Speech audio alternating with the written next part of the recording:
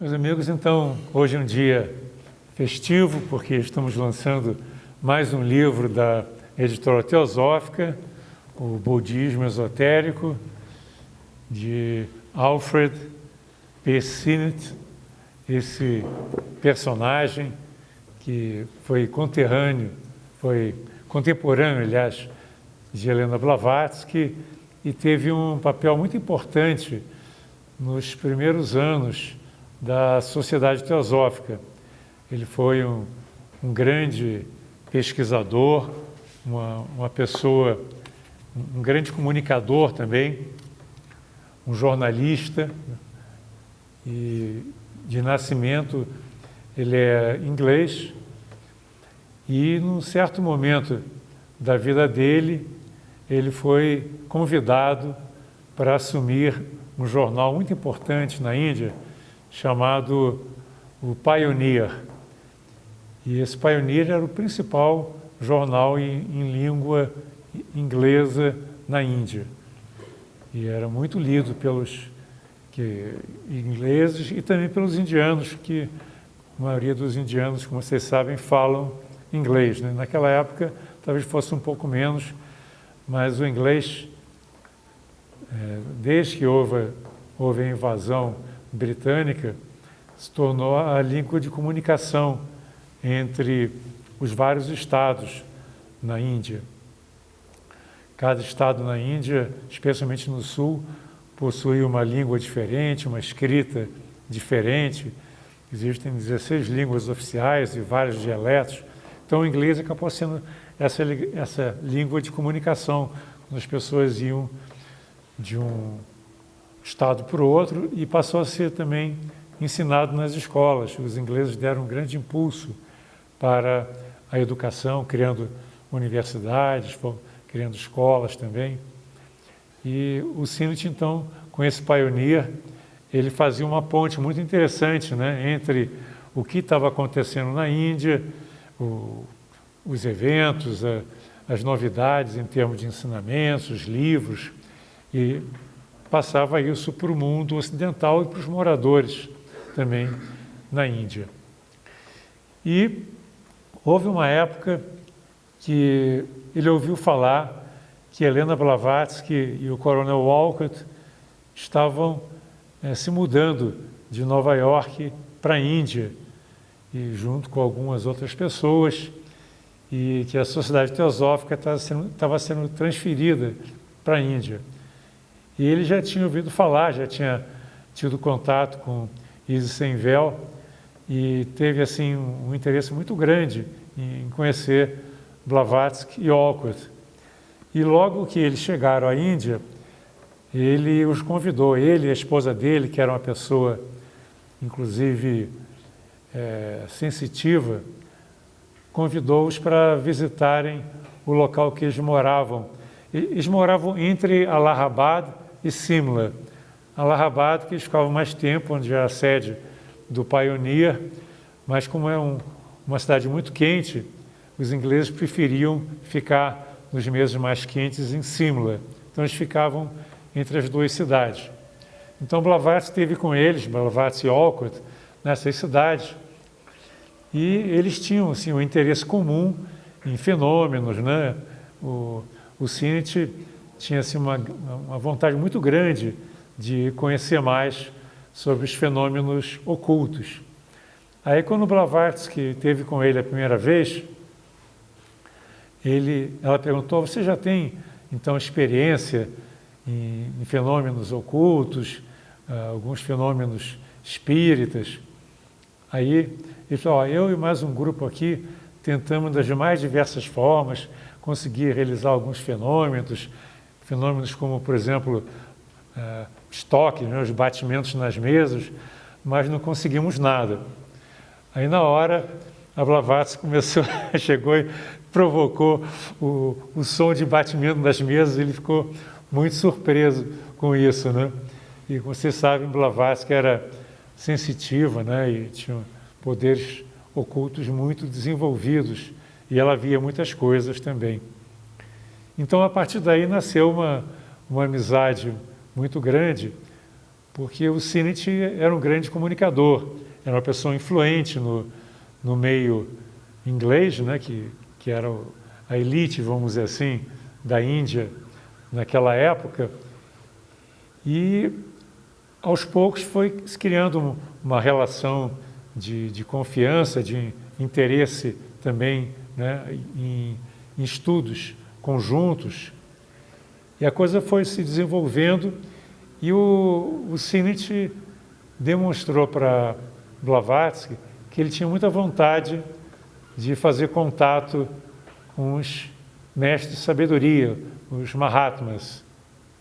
Então, depois que surgiu essa relação de confiança, a Blavatsky finalmente, deixa eu ver, foi em 1880, desculpe, ela concordou que houvesse então uma interação do Alfred Sinnett com os Mahatmas, e por outro lado havia também da parte dos Mahatmas um interesse de difundir os ensinamentos esotéricos, os ensinamentos teosóficos no meio ocidental, já que o Sinnett tinha esse contato muito forte com jornais e com a literatura e com as pessoas mais influentes da época. Então, a Blavatsky fez essa ponte também entre os Mahatmas, o Maurya e Kuthumi, que são os verdadeiros fundadores da Sociedade Teosófica, e o Alfred Sinnett. A mulher dele também se interessava muito por esses fenômenos e participava ativamente das conversas que eles tiveram muitas vezes, durante várias visitas que foram feitas por Blavatsky, tanto em Simla como em Allahabad, aos dois, né? E um pouco depois que ele teve contato com Blavatsky e que leu Esse Sem Véu, ele começou a escrever o primeiro livro de natureza teosófica, que foi o Mundo Oculto. O Mundo Oculto está publicado pela nossa editora, né, A Verdade sobre as Cartas dos Mahatmas, e ele relata as situações em que ele estabeleceu contato com os Mahatmas e como as cartas foram precipitadas, enfim, ele dá toda uma narrativa que não é objeto da nossa palestra de hoje, que é mais focada no budismo esotérico, né, que está sendo lançado hoje. E eu quero mencionar também um outro livro que não foi editado por nós, pela editora, mas foi editado por um grupo que está muito vinculado ao nosso trabalho, que é o grupo de pioneiros da Sociedade Teosófica, que fica residente no Rio e em outras cidades também, que publicou essa obra, que é a autobiografia do Alfred Sinnett. Então, aqui existem muitas revelações interessantes, muitas histórias que valem a pena serem lidas, histórias que não se encontram em outros livros, nem no Mundo Oculto, nem em outros artigos. Então, é um livro assim, muito curioso, embora pequeno, em que ele conta sobre a vida dele, especialmente a vida na Índia, né? O contato que ele teve com Blavatsky e também com os Mahatmas, e várias curiosidades, contato com Leadbeater e uma série de eventos que aconteceram no início da vida da Sociedade Teosófica. A atuação dele na sociedade foi muito intensa. Durante 3 períodos ele foi vice-presidente da Sociedade Teosófica e chegou a ser presidente durante 3 meses, logo depois que o Walcott faleceu. E ele também foi presidente da Loja de Londres, no período que ele voltou lá para a Inglaterra, né?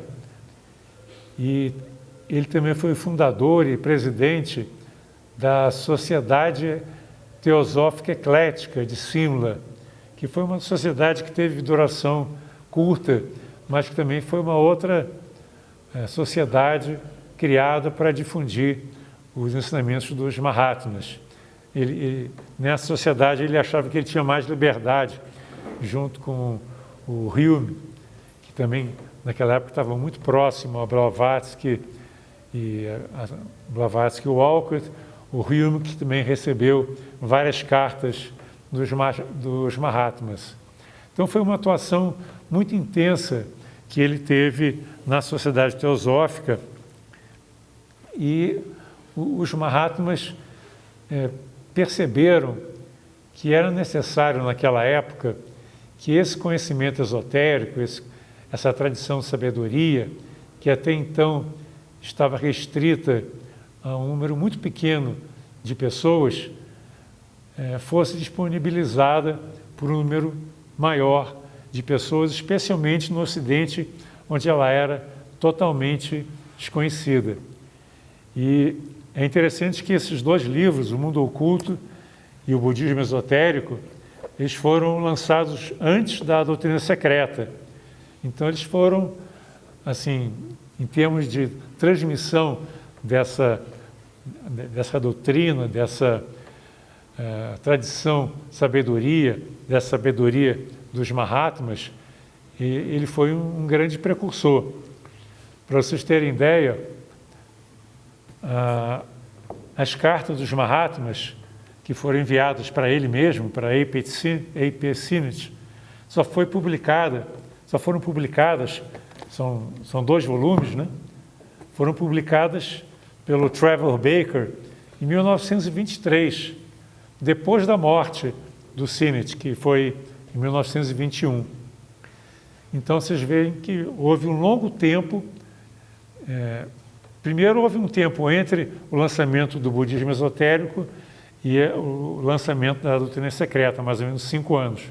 Depois, décadas, até que essas cartas fossem publicadas na sua íntegra. Então, o que ele fez no budismo esotérico foi sintetizar e também colocar numa linguagem acessível esses ensinamentos que ele recebeu dos mestres de sabedoria, dos Mahatmas. Ele, inclusive, ele dizia que foi difícil para ele escrever sobre esses ensinamentos, porque o Ocidente não estava habituado a essa linguagem, tanto pela profundidade que era característica dessa linguagem, quanto da terminologia. Então ele cunhou alguns termos que foram inclusive depois aproveitados por outros autores teosóficos e para poder traduzir o que os Mahatmas estavam querendo transmitir. É lógico que, como esse livro foi o primeiro, porque o Mundo Oculto narra mais como que as cartas foram recebidas, os poderes envolvidos e tudo mais. Os ensinamentos mesmo dos Mahatmas, a primeira versão surgiu aqui nesse livro. E é lógico, ele como um não iniciado, mas assim, um aspirante à tradição sabedoria, ele teve alguma dificuldade como ocidental de captar toda a profundidade dos ensinamentos. Inclusive, Blavatsky comentava com ele, não é bem assim, os próprios Mahatmas nas cartas tentavam mostrar a ele os equívocos que ele tinha incorrido, porque ele era um ocidental e o Ocidente ainda não estava totalmente pronto.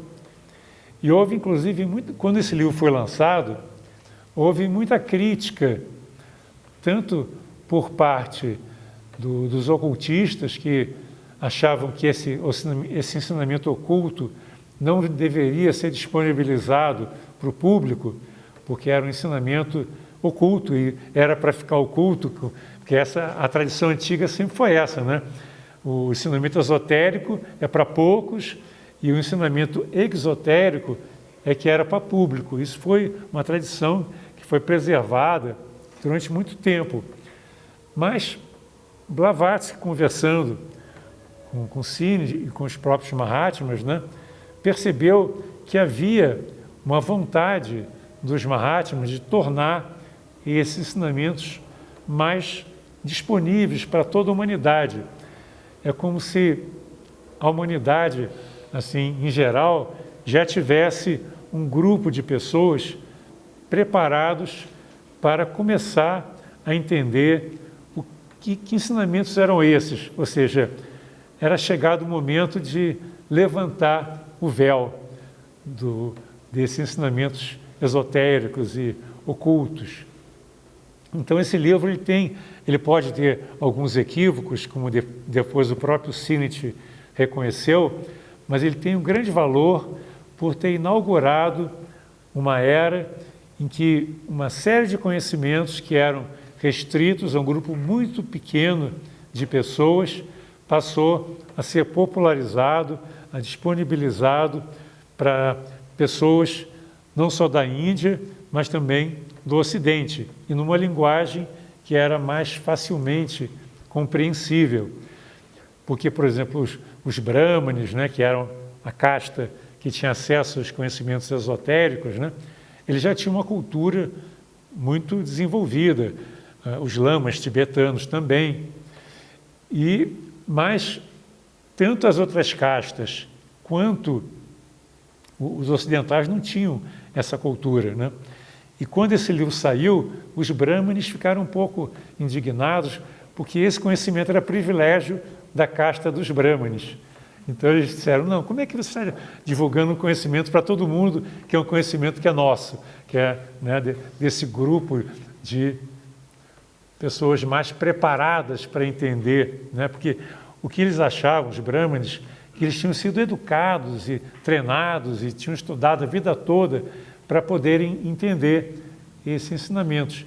E o resto do povo, e o resto da humanidade, de outros países, especialmente do Ocidente, não tinham esse polimento, essa bagagem que permitisse eles compreenderem os ensinamentos, poderiam fazer mau uso dos ensinamentos, como, de certa maneira, aconteceu. Você vê quantas sociedades aí que enveredaram por caminhos tortuosos, quanta briga que surgiu até dentro do movimento teosófico.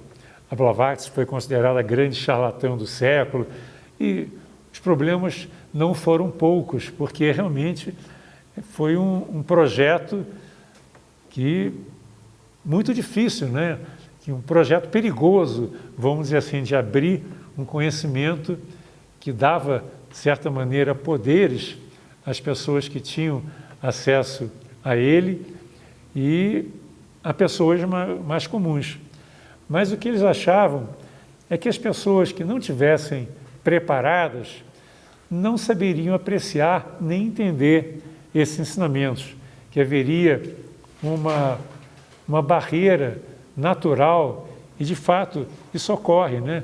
Você pode dar um livro sobre teosofia, por exemplo, a Doutrina Secreta, que também tem conteúdo parecido com o budismo esotérico, para uma pessoa leiga, né? Uma pessoa que nunca estudou nada do tipo, ela vai achar isso muito difícil e vai achar que está totalmente fora do seu campo de saber. Então, existe essa barreira natural que aqueles que se preparam estão mais aptos a entenderem, né? Que às vezes você pode até entender a palavra, né? O texto, mas não o seu significado mais profundo. Uma outra questão que também causou uma certa polêmica na época foi o nome do livro, Budismo Esotérico, né? Os brahmanes falaram, mas esse conhecimento é um conhecimento oculto, não é só um conhecimento budista, né? E de fato, se você pegar o livro, é o conhecimento dos Mahatmas, né? Não é um conhecimento estritamente budista. Mas se nós formos investigar, esses Mahatmas, que foram os verdadeiros fundadores da sociedade teosófica, especialmente o Kuthumi e o Maurya, eles tinham uma ligação, né, eram tibetanos e tiveram todo o seu treinamento também no Tibete. E o Tibete, então, foi um local onde esse conhecimento esotérico se desenvolveu no nível que não se encontrava em outros lugares. Então, nós tínhamos duas grandes fontes do conhecimento esotérico. O brahmanismo, que estava fechado para os sacerdotes, né, que eram os brahmanes, e o Tibete, onde os lamas tinham guardadinho lá esse conhecimento que era pouco divulgado, tanto que Blavatsky, para chegar até o Tibete, teve grande dificuldade, né? Ela teve que tentar 3 vezes ou 4 para poder conseguir chegar até lá, e aí ela foi treinada pelos Mahatmas e teve acesso a conhecimentos que nunca haviam sido revelados anteriormente.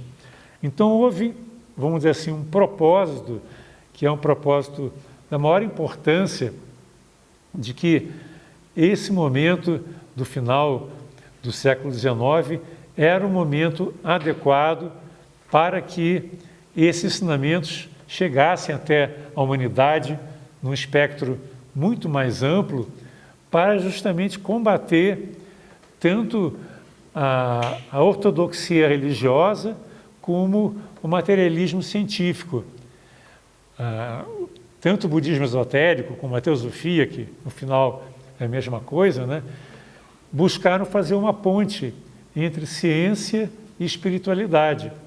E isso foi a grande novidade que Blavatsky trouxe ao mundo, né? Mostrar que existe uma ciência oculta, uma ciência não materialista, uma ciência não ortodoxa, vamos dizer assim, uma ciência que é capaz de ser baseada em fatos, mas não só os fatos observados pelos leigos, mas em fatos que são pesquisados, compreendidos e testados por aqueles que são os guardiões desse conhecimento oculto, que são, vamos dizer, os Pandits, são os próprios Mahatmas, né? E são esses grandes seres que viveram durante milênios na Índia, que foram os guardiões desse conhecimento oculto tão importante.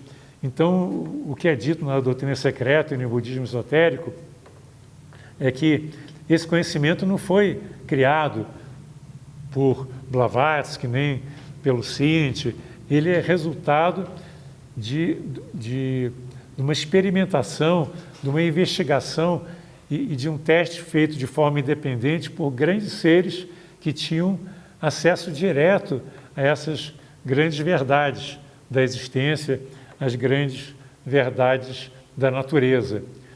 Então, vocês vejam a importância desse momento no final do século XIX, né? E a Blavatsky dizia que no final de cada século existe uma tendência de haver uma abertura maior dos planos superiores para os planos inferiores em termos de transmissão dessa sabedoria, de transmissão desse conhecimento milenar, mas que é fundamental. Então, o que a gente percebe, e está dito isso também nos livros, né? O Ciência comenta isso, que embora fosse um empreendimento arrojado, ele era necessário para que pudesse haver essa mudança de rumo na nossa sociedade.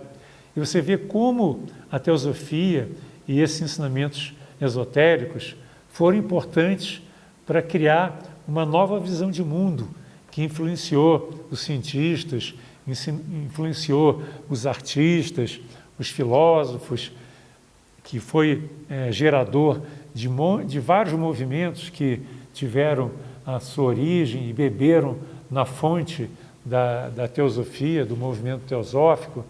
Então, essa tradição sabedoria que está exposta nesses livros, ela se tornou um divisor de águas. a partir da publicação desses livros e da fundação da Sociedade Teosófica e a divulgação do trabalho de Blavatsky e do Sinnett, foi possível que uma nova visão de mundo passasse a circular nas mentes que estavam receptivas. Isso acho que é um grande mérito, né, para o trabalho do Sinnett. E hoje nós temos o privilégio de ter acesso às cartas dos Mahatmas, que naquela época não estavam disponíveis.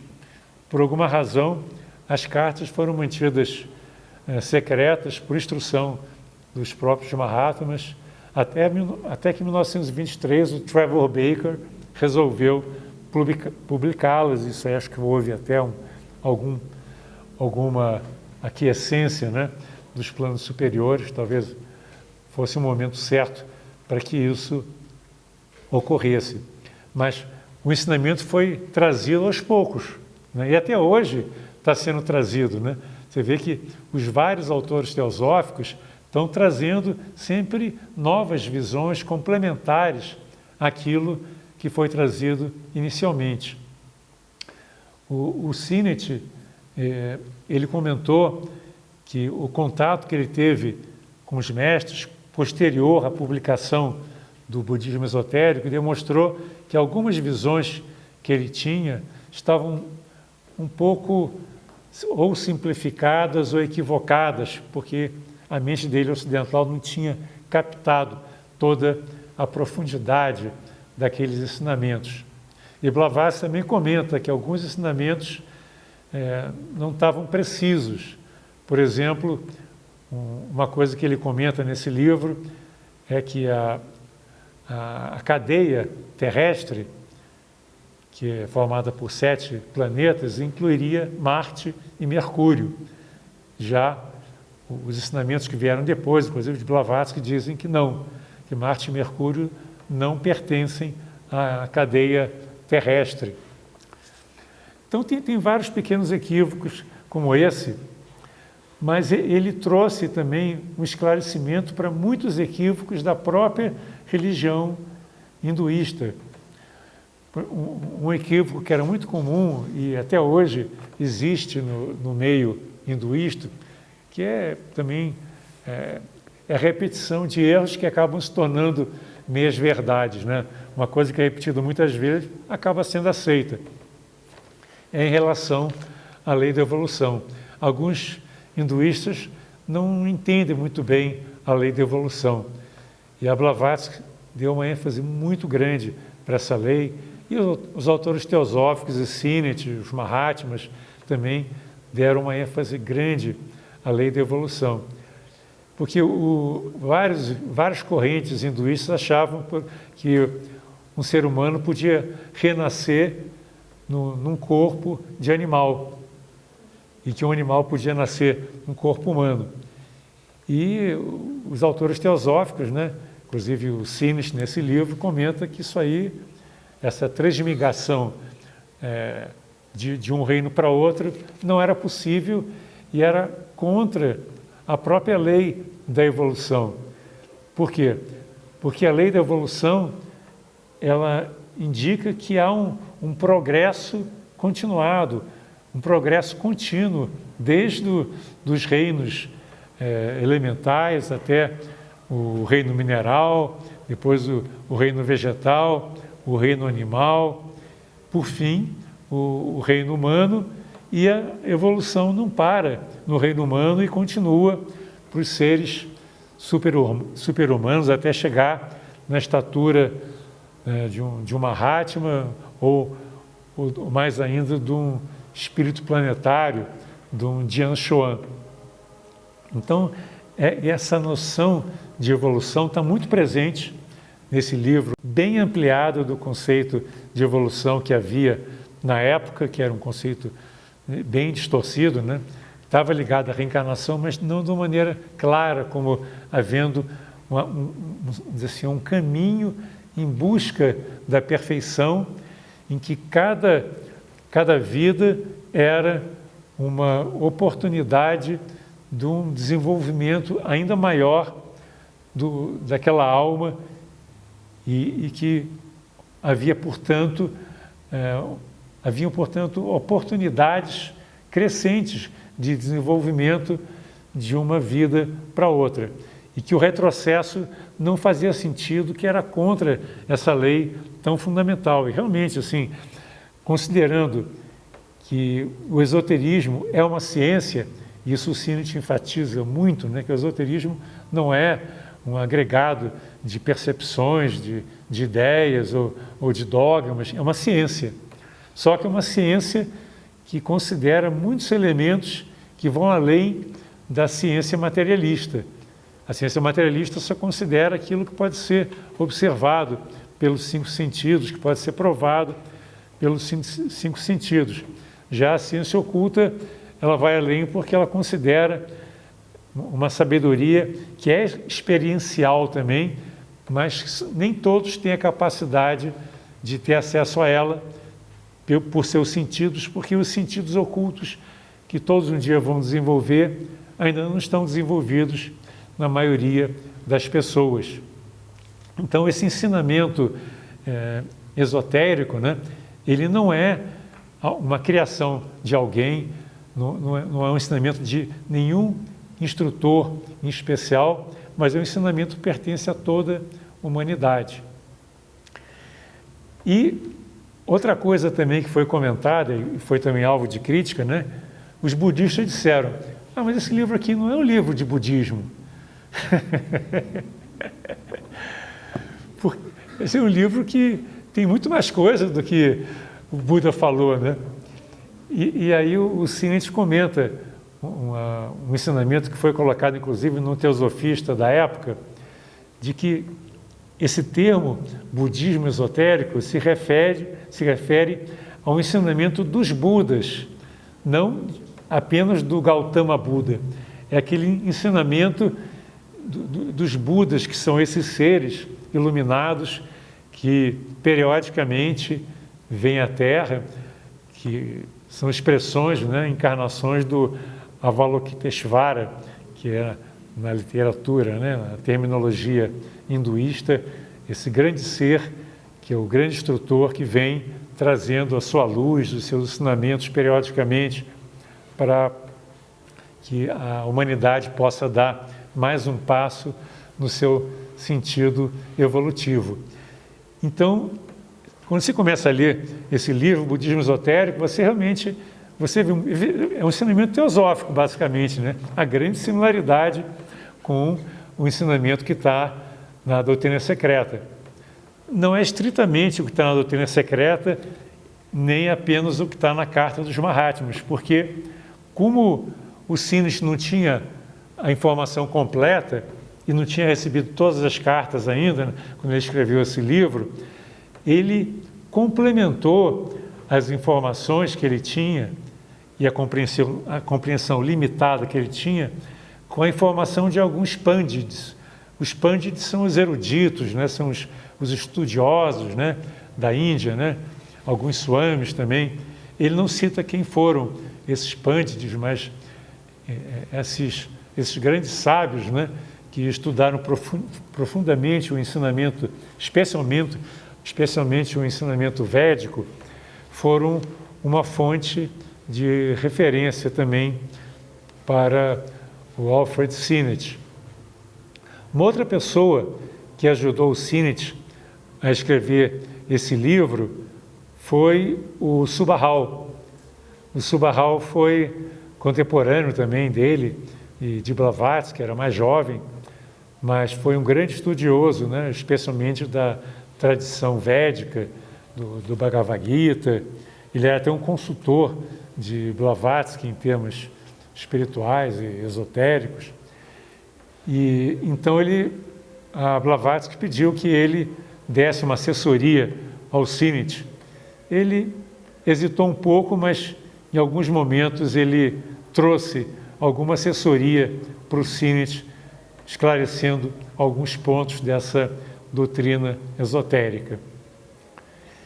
E eu diria que o Sinnett teve esse grande privilégio, né, de ter um contato não só com Blavatsky, com Olcott, com outros teosofistas, mas ter tido essa oportunidade, eu diria até o merecimento, né? E também ter nascido na época certa em que os mestres queriam divulgar esse conhecimento no Ocidente. Então ele mesmo ficava meio na dúvida como é que era essa comunicação das cartas com os Mahatmas. Mas teve uma ocasião, que é citado aqui na autobiografia, que ele tinha uma série de dúvidas e ele compartilhou com a mulher dele, né, que estava sempre junto nessas pesquisas, e escreveu uma carta e pediu para ela levar até Blavatsky, para que Blavatsky remetesse para os Mahatmas. Aí Blavatsky estava sentada no local que ela costumava escrever, e atrás tinha uma estante, e essa estante já tinha servido anteriormente para recepção de várias dessas cartas. E aí a Blavatsky falou para ele, olha, falou para ela, aliás, para a esposa do Simit, bota a carta ali na prateleira da estante. E aí a mulher do Simit foi lá e colocou a carta. E ela não saiu da sala, ficou ali na sala esperando um pouco. E aí a Blavatsky falou para ela, os Mahatmas já responderam. Aí ela foi lá e, de fato, havia uma carta depositada lá em cima da prateleira. Quer dizer, e ela não saiu não havia ninguém mais na sala, e ela não saiu da sala, só estava a Blavatsky sentada, a Blavatsky não se levantou da cadeira, cadeira e mesa onde ela estava, né? E a carta apareceu simplesmente a resposta, né? Isso para ele foi uma das demonstrações tanto do poder de Blavatsky como da autenticidade dessas cartas que vinham realmente por meios ocultos, né? Existe muita coisa assim que é muito difícil de nós compreendermos nesses livros. Existe um outro livro que eu recomendo que vocês leiam também, que é Blavatsky, Tibete e Tulku, em que existe assim, uma série de ensinamentos sobre o budismo tibetano, mas também existe um trecho grande em que o Walcott narra como a doutrina secreta foi escrita, os vários métodos utilizados tanto por Blavatsky, no seu relacionamento com os mestres, para que esses ensinamentos dos mestres chegassem até Blavatsky e fossem colocados na doutrina secreta.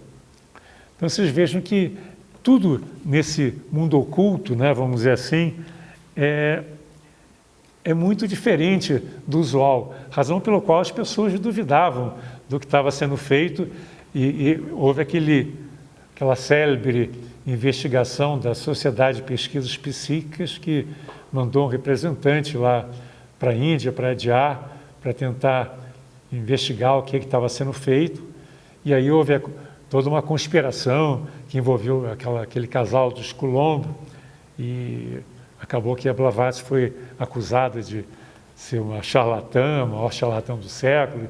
Isso aí fez com que ela tivesse saído da Índia, foi um grande drama. Então, nós sentimos que existe uma força muito grande se opondo a tudo que vai contra o establishment, que vai contra aquele conhecimento estabelecido. E também existiam forças ocultas também, vamos dizer assim, tentando impedir que esses ensinamentos chegassem e fossem difundidos. Quer dizer, a ideia era desacreditar esses ensinamentos. Então, muitas pessoas, entre os brahmanes e até budistas também, desacreditaram um pouco o conteúdo desse livro. Mas, segundo Simit, esse livro foi aprovado pelos Mahatmas, embora contivesse algumas imperfeições, mas na época foi o que havia, vamos dizer assim, de mais próximo àquilo que eles estavam procurando apresentar para o Ocidente. E por isso ele era um livro da maior importância. E depois outros ensinamentos, né, vieram com a doutrina secreta e com muitos outros livros tão preciosos e que criaram toda essa cultura teosófica que hoje nós estudamos. Mas, mesmo considerando, né, a existência de algumas imperfeições, eu recomendo a leitura do budismo esotérico, porque ele é um resumo interessante e, de certa maneira, acessível dos ensinamentos transmitidos pelos Mahatmas, né, dos ensinamentos teosóficos, e numa linguagem apropriada para nós, que somos também ocidentais. É interessante que, na época, né, que esses ensinamentos começaram a serem publicados, havia uma certa hostilidade das religiões aos ensinamentos teosóficos, aos ensinamentos ocultos, né? Essa, aliás, era uma preocupação de alguns ocultistas, budistas, né? Que esses ensinamentos, por serem de uma ordem mais elevada, poderiam ser muito criticados e ridicularizados. Isso podia prejudicar o budismo, né? Que na época já estava muito desenvolvido, e prejudicar todo um trabalho que vinha sendo feito há muito tempo, né? De preparação para a difusão desses ensinamentos mais profundos para quem estivesse mais preparado. Mas o que eu sinto é que, assim como hoje, nós estamos sentindo uma urgência muito grande na transformação da humanidade. Eu fico imaginando o que seria de nós se a sociedade teosófica não tivesse sido fundada e se esses ensinamentos não tivessem sido disponibilizados para o público, não é? Mesmo que houvessem...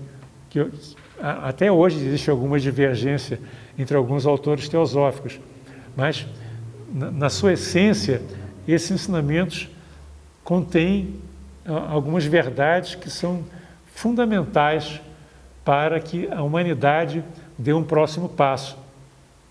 E o Sinit, nesse livro, ele fala que, se nós tirarmos do livro as questões que são mais periféricas, os ensinamentos que são mais, vamos dizer assim, circunstanciais, e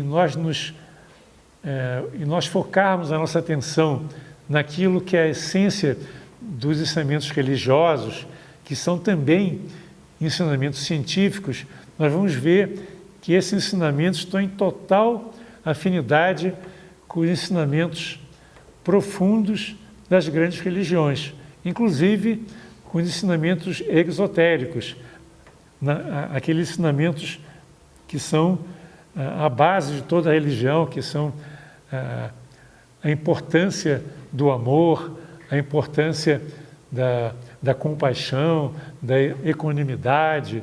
Tudo isso são ensinamentos, né, da gentileza, de você compartilhar o que há de melhor de você com o mundo. A teosofia, na medida que ela se propôs a difundir a existência da fraternidade humana e colocar como primeiro objetivo a formação de núcleos da fraternidade universal, ela passou a ser um canal para fazer essa ponte entre religião e ciência. E até hoje essa ponte não está concluída, ainda está em construção. Eu imagino que nós ainda tenhamos essa grande missão de continuar esse legado que começou com Blavatsky, Sinnett, Olcott, Besan e tantos outros, para levar para o mundo essa nova visão de que, se não for baseado no coração, no amor, na solidariedade, na compaixão, os ensinamentos tanto da ciência quanto das religiões não vão tocar o ser humano e não serão capazes de transformar a humanidade. E a razão porque até hoje a humanidade está em guerra, está em crise profunda, é que esses ensinamentos não foram ainda totalmente assimilados. Você vê que nós temos aí um Dharma, temos aí um dever muito grande, que foi ressaltado por Sines, pela sociedade teosófica em geral, pelos grandes teosofistas, de sermos porta-vozes dessa sabedoria, dessa, como Blavatsky chamava, né? E Sines também, o Gupta Vidya, ou Brahma Vidya, que é essa sabedoria transcendente, a sabedoria que não tem idade, a sabedoria eterna, que não é de ninguém, é uma sabedoria que é de toda a raça humana, que é uma sabedoria que transforma. Então vocês veem que a partir desse momento que esse livro saiu, ele tem uma importância histórica muito grande, porque foi, assim, Isis Senvel contribuiu muito para isso, mas aqui foi muito mais direto a linguagem dos adeptos que foi colocada. Foi um momento em que nós tivemos a oportunidade de ter acesso a essa tradição que é altamente renovadora, é uma sabedoria fresca, como diz o Sinnett, né? Uma sabedoria que se renova continuamente e, portanto, não importa se as palavras ficarem desatualizadas. E ele mesmo falou que ele reescreveria boa parte desse livro se ele soubesse, no final da vida, tudo aquilo que ele aprendeu depois. Mas que ele fala que não importa tanto os detalhes do livro.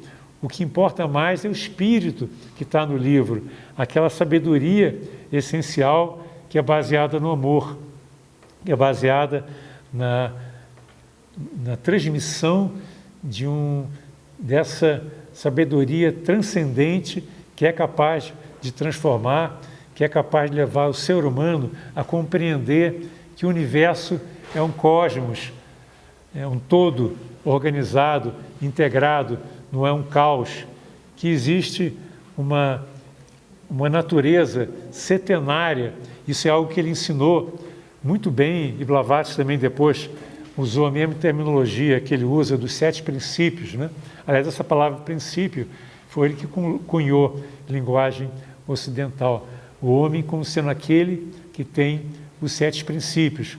Então ele foi explicando, né, que em sânscrito você tem Linga Sharira, que é o duplo etérico, tem o Stula Sharira, que é o corpo físico, Prana, que é essa energia vital, depois tem Kama, que é o corpo astral, o princípio astral, os manas, Buddhi e Atma, né? Então nós temos esses 7 princípios que são fundamentais para nós conhecermos a constituição humana.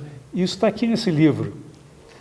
E é interessante que ele foi o primeiro a falar algumas coisas que depois foram muito divulgadas, né? Antes de Blavatsky colocar na doutrina secreta, ele já tinha colocado, por exemplo, que prana era um princípio material.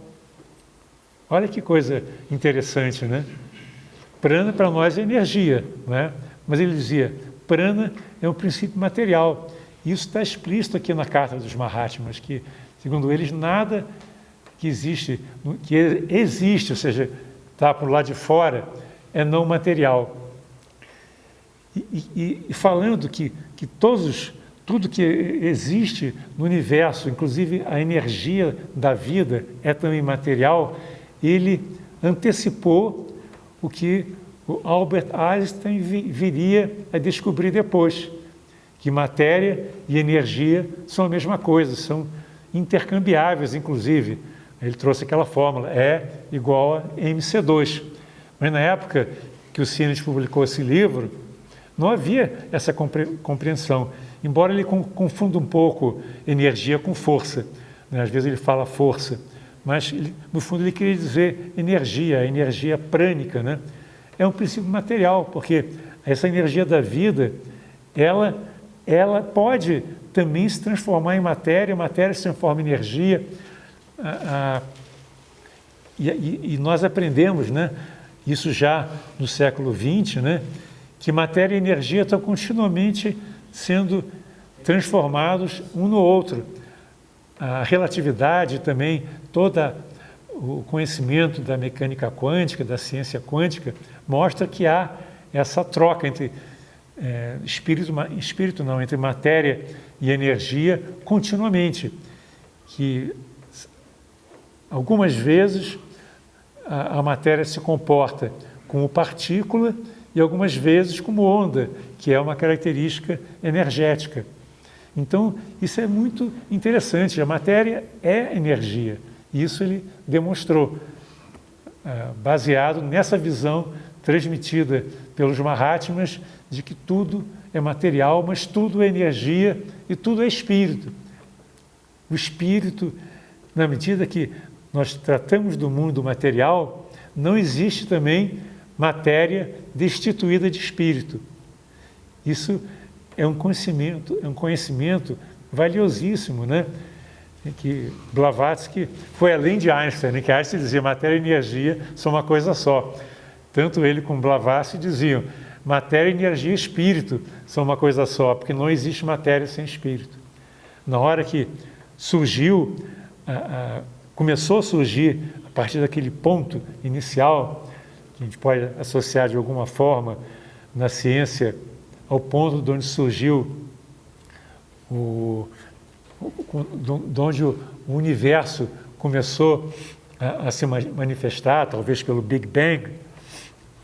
Ali, nesse momento, nós temos o espírito, né, se manifestando através da matéria.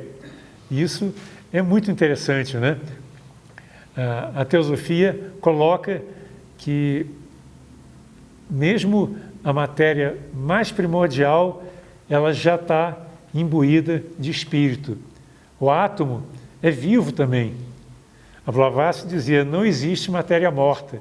Olha que ensinamento maravilhoso isso. Toda matéria é viva, toda matéria está em movimento, e esse movimento é uma característica de tudo que é vivo. Na época de Blavatsky e Sinnett, né, ainda não havia a comprovação experimental de que a matéria tinha mobilidade, mas eles sabiam disso, pelo conhecimento oculto que eles receberam, né?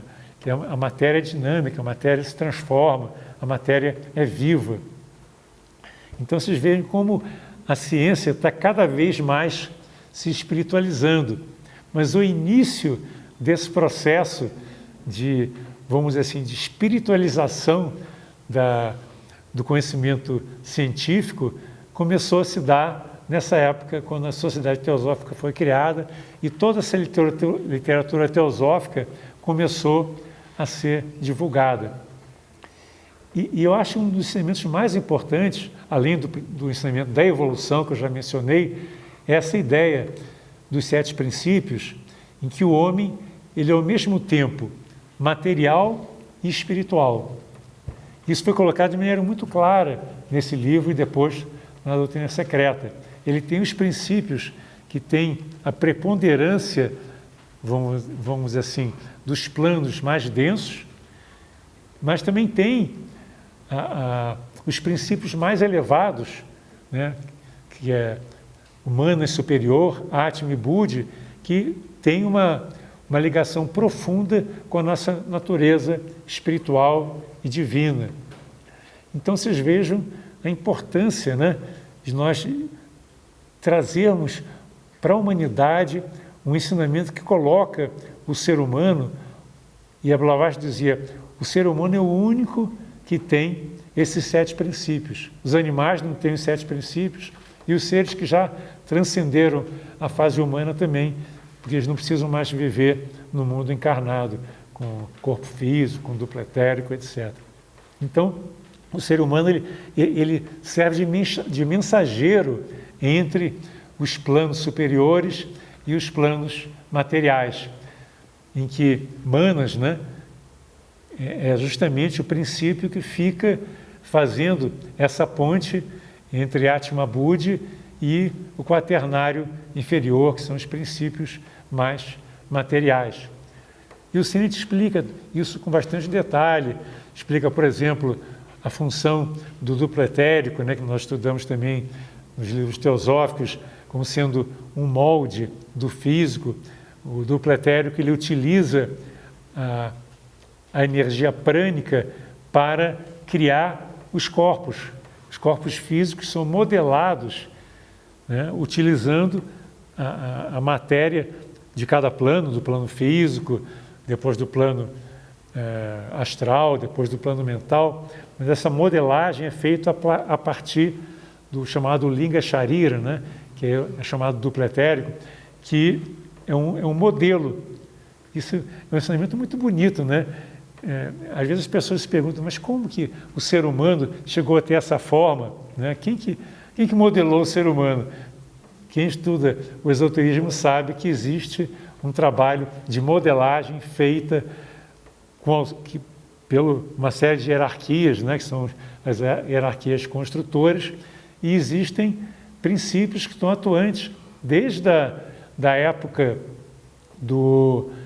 da gestação, né, durante os 9 meses de gestação, que toda essa matéria vai sendo reunida, né, nos vários órgãos e de acordo com um molde.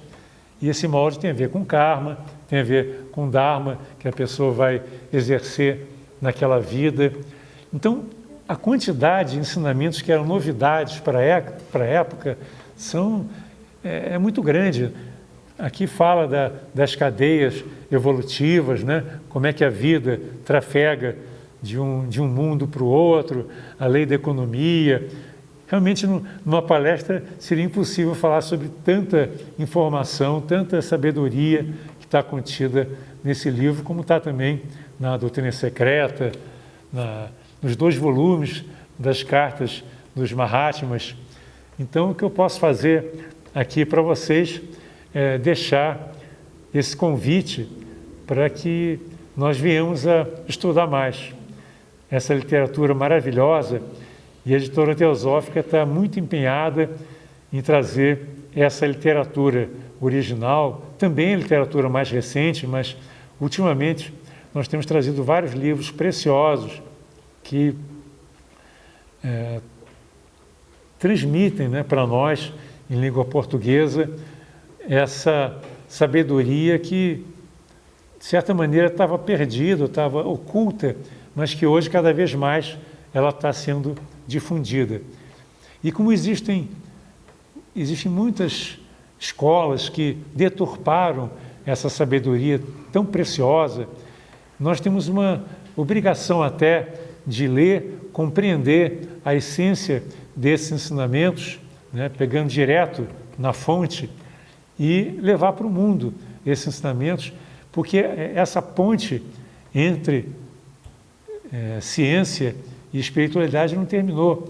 O trabalho que nós temos de realizar hoje é de uma importância tão grande diante da crise que nós nos encontramos, que nós temos que acelerar esse trabalho de difusão dos ensinamentos teosóficos para que tudo que foi feito naquela época não se perca e que nós possamos realmente criar essa humanidade da intuição que o Jinayadasa falava, criar essa humanidade centrada na fraternidade universal, que foi a razão pela qual os mestres orientaram Blavatsky e Olcott para fundar a Sociedade Teosófica.